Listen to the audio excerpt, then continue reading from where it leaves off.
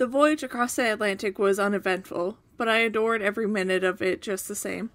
Much of the time I hung at the sides gazing out at the ocean, mesmerized by the rolling waves. I have never seen an ocean before, and now I wondered how I will ever live without it. Nothing has ever imparted such a keen sense of how small and a part of a larger universe I was. At night, the feeling was amplified by the addition of stars more immense and seemingly close to Earth than I had ever seen. Standing there, with the sea breeze in my hair, the black glittering fields of both ocean and heavens before me, I felt lifted from my own body and happy. I had assumed it was an experience akin to being at a state of grace. Blythe shared my fascination with ocean, but for different reasons. To her, it was a sea of possibility. One afternoon, she joined me at the ship's side. "Think of all the places we might go on this ship," she said. "Imagine all the things Mimi is seeing right now." "Well, hopefully we'll find a better way to travel than as the maid of such rich men's mistress," I remarked sourly. "She's a companion," Blythe said. "What's the difference?" I quibbled. "It's probably easier and more fun," she conjectured, in a straightforward manner that was more and more becoming of a hallmark of her personality. "Besides, she's not doing anything wrong. With what Natalie Abbott does is on her conscience. It's not up to Mimi, or you, for that matter, to judge her. Judge not thee may not be judged," Blythe comments. Made me think of Thad. Just about everything made me think of him. It was so odd that a person I had known or briefly could get so stuck in my head. I had done a similar thing with Tesla, but it didn't feel the same. When I thought of Thad, I recalled the fresh smell of his jacket, his white scar, the brightness of his vivid blue eyes. The power of my longing was so great that I could almost conjure an image of him standing right beside me. Sometimes I talked to Thad in my mind, upbearing him for being so foolish about the few years between us, telling him how much I wished to see him again, begging him to get on the train and come to Spiritvale. I would insist that he felt as much for me as I did for him. Why else would he have run down to the train station to see me off on the train? This mental conversation became so animated that I sometimes listened for a reply and half thought I heard a distant words. But it was all wishful thinking. A strong wave slapped the ship, rousing me from my reverie. It apparently did the same for Blythe, who had wandered off the path and thought of her own. "Do you think Mimi is really in love, as Emma predicted?" she asked. "Who knows?" I replied. "Blythe, do you think it's Emma or Amelie who does the predicting?" "What's the difference? They're one person." "No, they're not. I disagree. There's the difference. Amelie is off on her own world, and Emma is very much with us." "Maybe," she conjectured, with a stung. "They're both in our cabin bathroom being violently seasick right now," she pointed out. "This ship does rock a bit," I allowed. "I feel my stomach lurch sometimes." "Wouldn't it be great if we could be on one of those new white Star Line luxury liners?" Blythe suggested. At dinner, all the people were talking about the Olympic and the Titanic. The Olympic was launched last year and everyone raves about it. And the biggest ship in the world, and it's #1 in luxury and speed.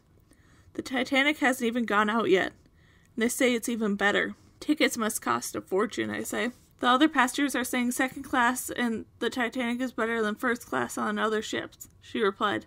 How would you love to see it? It didn't matter to me. Any ship in the world bringing me out to these rolling waves would suit.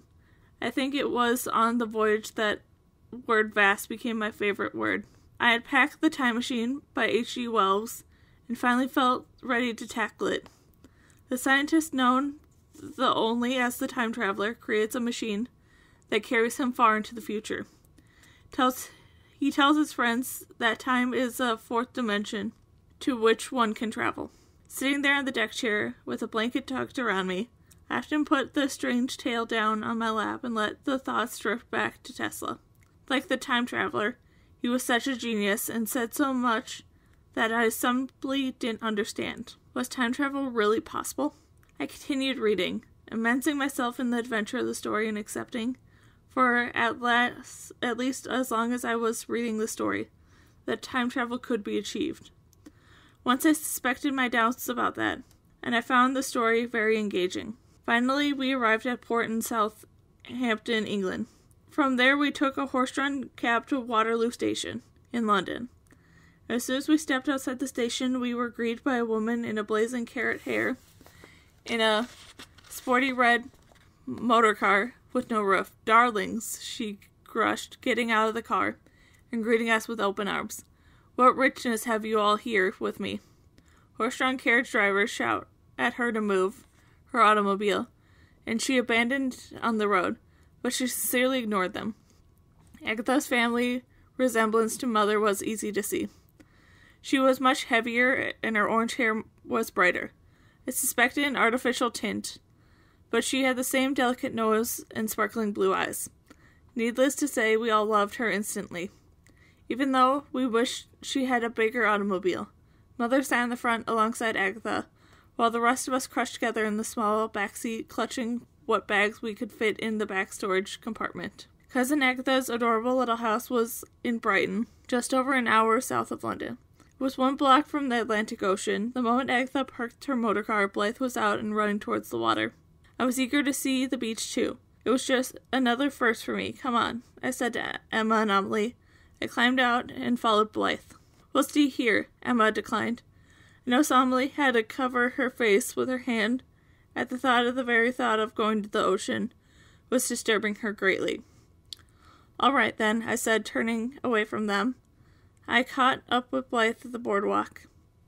A chilly, wet April wind blew moist, salty spray around us. At home there was not yet any sign of the thaw, but the very first notes of spring played in the air.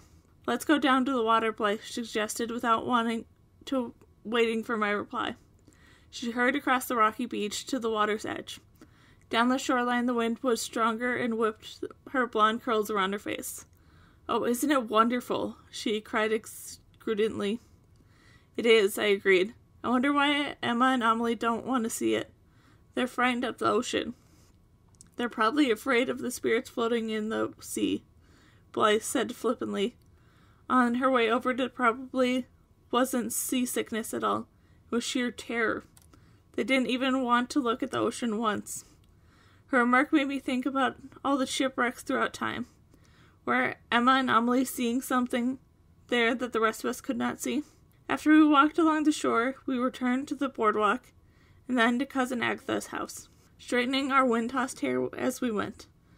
Inside the front parlor, Mother was telling her cousin about the reason for our visit. "The subject of the conference was nothing less than the fate of the world," said Mother, sitting at the cloth-covered table with Agatha, brought a tray of laden with porcelain teapots and cups. Stead has been invited the President Taft to attend the World Peace Conference in America this April.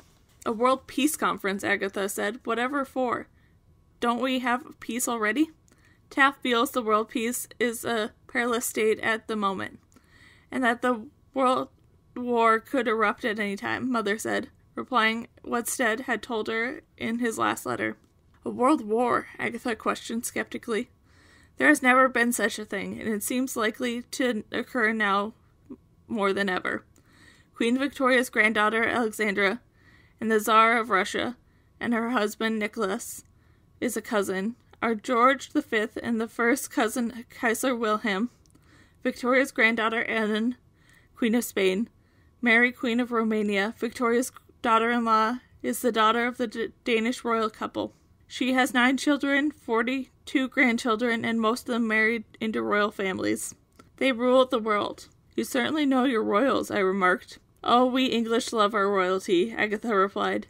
And I could go on from there. Everyone is related to everyone. My point is that the world is one big happy family affair these days. "Families quarrel," Mother pointed out. "Stead says they've been playing a political chess game that's about to explode into a violent fight. And it is things that have not been exactly peaceful. Last year, Italy declared war on Turkey, and this year war broke out in the Balkans." "Wherever that is," Agatha said. "Stead says the conflict's not over, even though there's been a truce. Mother says, You'll be hearing more about the Balkans, maybe even this year. A world war could very easily happen. Agatha's bright expression darkened as she poured the tea. Oh well, I do sincerely hope not. So does President Taft.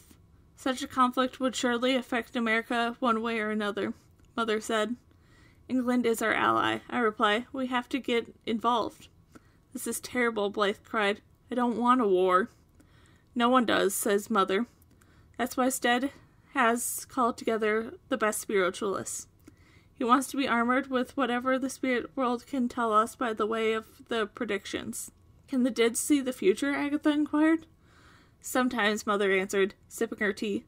There has been psychics in attendance who make predictions. Stead himself is a psychic. Then why doesn't he simply tell your president what he knows? It's not that simple, Mother says. Psychic predictions come in flashes and are subject to interruptions.